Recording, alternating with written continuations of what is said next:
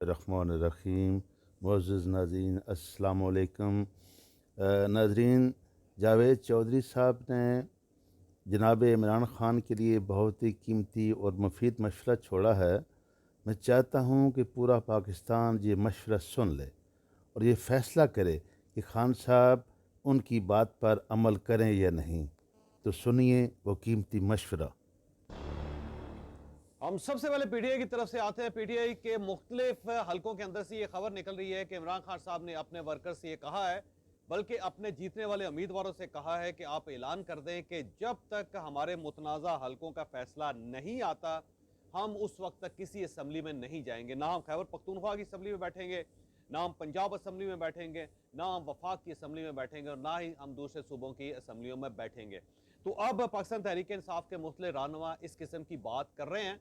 कुछ ट्वीट्स भी आई हैं और कुछ ऑडियो और वीडियो क्लिप्स भी अब आहिस्ता आहिस्ता आ रहे हैं, जिससे ये इस्टेब्लिश हो रहा है कि पाकिस्तान तहरीक इंसाफ शायद इलेक्शन और इलेक्शन के नताज का बाईकाट करने का फैसला कर लिया है और ये ऐलान किसी वक्त भी हो जाएगा।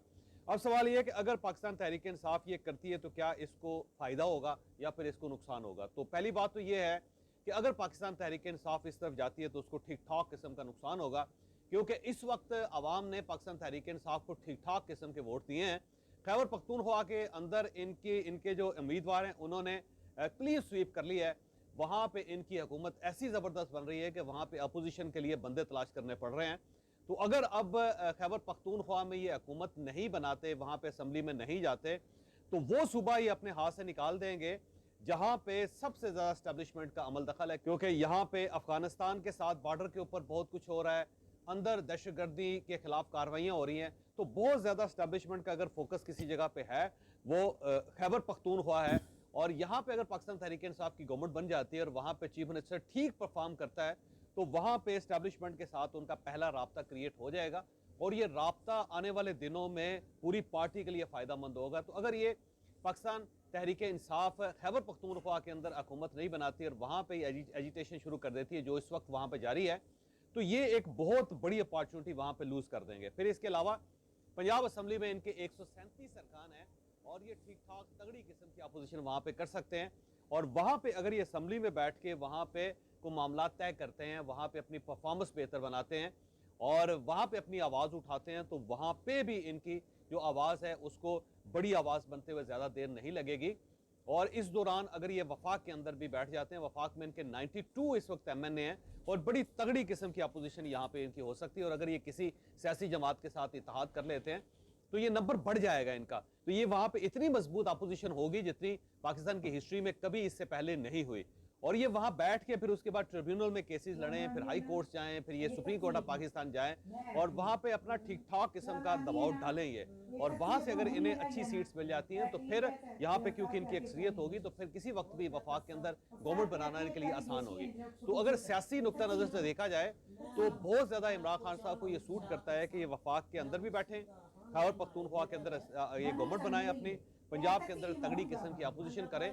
इससे एस्टैब्लिशमेंट के साथ जो इनकी दूरी है वो भी खत्म हो जाएगी, ये सिस्टम के अंदर भी आ जाएंगे जिससे सिस्टम तवाना भी होगा और किसी वक्त भी साल 6 महीने के अंदर अंदर बाकायदा टेबल टर्न हो जाएगा। क्योंकि जो जो पीडीएम की गवर्नमेंट कमजोर होगी या उसकी बैड परफॉर्मेंस सामने आएगी या उनके दरमियान जो इख्तलाफात हैं वो सामने आएंगे, तो उसके साथ साथ इमरान खान साहब और पाकिस्तान तहरीक इंसाफ तगड़ी होती जाएगी।